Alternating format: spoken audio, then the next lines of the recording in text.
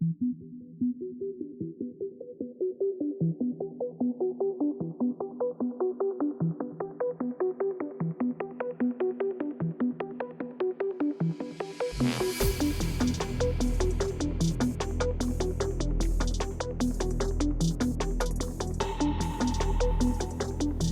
everybody, it's Scott from Quick Trips again, and today we are going to Montepulciano in Italy. Moving on from Pisa. So Montepulciano is a hilltop town in the Tuscan region of Italy. It is known for its red wine, and we are gonna do some tasting. Not much else in Montepulciano. So carrying on from Pisa, we got a train for £16.50, changing at Florence and Siena and arriving in Montepulciano. I didn't book first class, but look at them seats.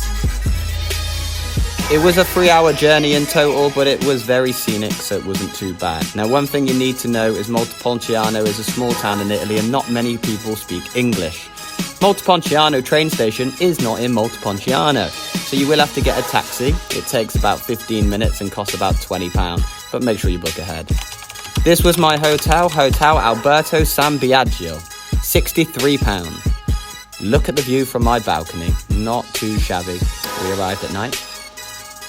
First thing we did was drop off the bags and head to the town. Now, like I said, it's a hilltop town, so there's a lot of walking and very, very steep hills. So make sure you're prepared for that as well.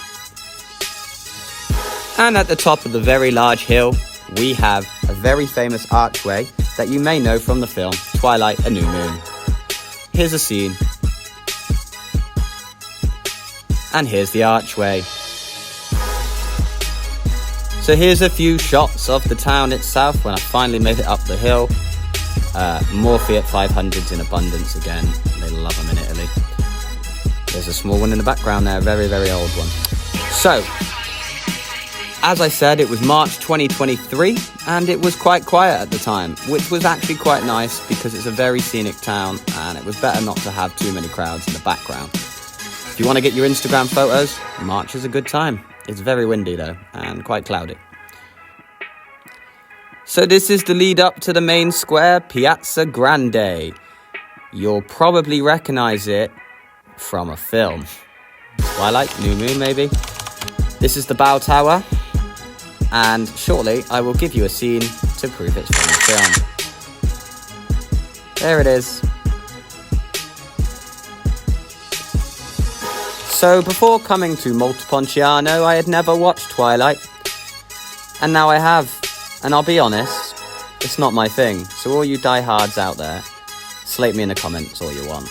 After all that walking, my belly started to rumble, so we went to this cellar bar. I got a pizza, and you'd think it would be great. It was shocking. So I took a photo of this. The next morning we wake up, and it is cloudy, cloudy, very cloudy. You can't even see the hilltop. It's behind it though, behind the clouds. Down this path full of Tuscan trees, it leads you to the Sanctuary of the Madonna, which I believe is a really old church of some sort. I didn't go inside it, however, I did manage to get you an angle from this side as well. Thank me later. Behind me is the massive hill that we had to walk up again to get into the town. I must have walked it about 8 times in like 2 days. This is the shopping area. We had a little browse, and then it decided to rain again. So to avoid the wet, I headed to this lovely little cafe. This is the inside of the cafe. It was very, very quiet and very, very dry. The music was great. It was a bit like a live lounge sort of vibe. Covers of slow songs. It was quite nice. Decided to get myself a cappuccino and a biscuit, or biscotti. This was the balcony view from the cafe. Literally looks like I took it from a Twilight clip. And this is a Christmas shop in the middle of March, believe it or not. And they even had a Grinch. There's something for you. Now, I don't know if this building is famous, but it definitely looks it, so let me know again in the comments. But I thought I'd get a video anyway, just in case. This is more of the town. And this is me letting my suitcase run away from me. Quite literally, but I got it in the end. And as we're starting to leave, it clears up, doesn't it? So, that's great. You can get free water from the water fountains anywhere in Italy, and it's all drinkable, so don't pay for water. The next stop is the main attraction. As I said at the start of the video, we will be doing some wine tasting, and this is the Diricchi wine tasting and cellar tour, £25 per person.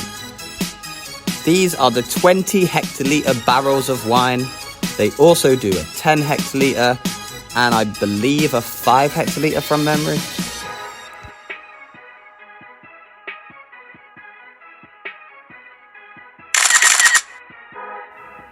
So on the tour, you will learn about how they used to make and how they still make the wine today.